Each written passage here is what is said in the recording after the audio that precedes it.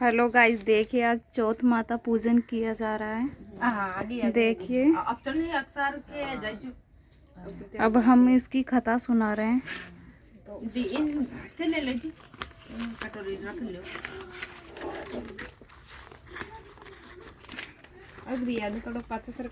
पहले गणेश जी के या चौथ माता के पहले चल ठीक।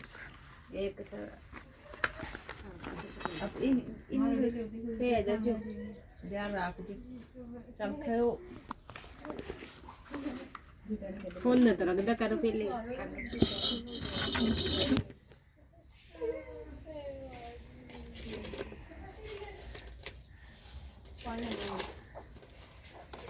एक साहूकार के एक बेटा एक बहू थे। बहू पीर जाती तब उसके पिता पूछते कि क्या खाकर आई है। बेटी बोलती, पिताजी बासी सूखी खाकर आई हूँ। एक दिन साहूकार का बेटा अपने ससुर से मिलने गया तो ससुर ने पूछा, बेटा मेरी बेटी को बासी सूखी क्यों देते हो। उसने जाकर अपनी माँ को कहा। माँ बोली, मैं तो उसको गर्म खाना देती हूँ, तो कल ही देख लेना। उसने देखा तो गर्म ही खा रही थी। एक दिन फिर उसके पिता ने पूछा, बेटी क्या खाकर आई है। बेटी बोली, पिताजी सूखी बासी खाकर आई हूँ। तो उसका पिता बोला, तू झूठ क्यों बोलती है। जब वह बोली, ना तुम कमाते हो ना आपके पिता कमाते हैं, तो वह बासी सूखी ही हुई। यह सुनकर उसका पति कमाने के लिए निकल गया। उसने इतना धन कमाया कि वह वहीं रहने लग गया। एक दिन साहूकार की बहू पड़ोसन से आग लेने आई तो सब औरतें चौथ की कहानी सुन रही थी। वो बोली, आप सब ये क्या कर रही हो। तब वे बोली, हम चौथ की कहानी सुन रहे हैं। इसके सुनने से अन्न धन होता है, बेटे पोते होते हैं, 12 वर्ष से बिछड़ा पति घर लौट आता है।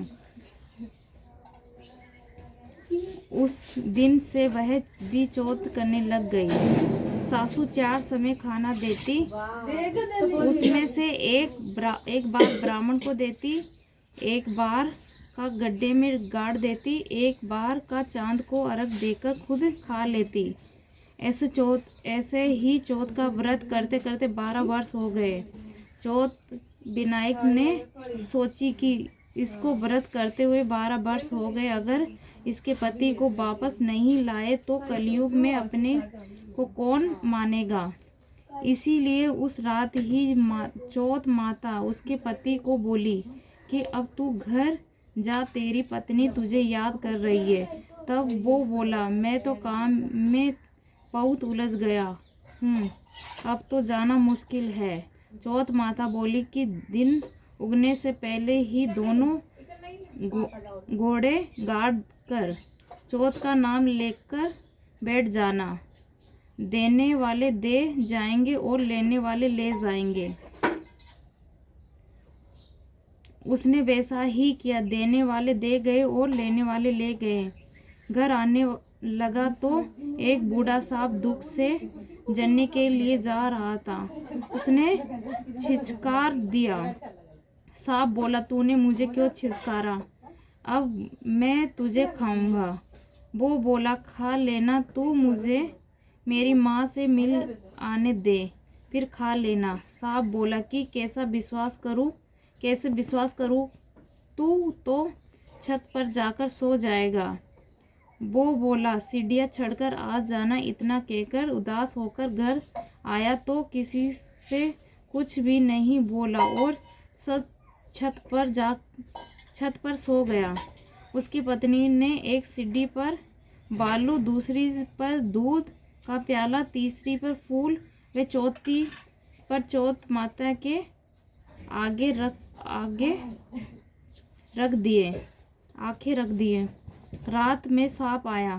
पहले तो बालू में खूब लोट-पोट खा लिया, फिर दूध पी लिया, फिर फूलों की खुशबू ले ली।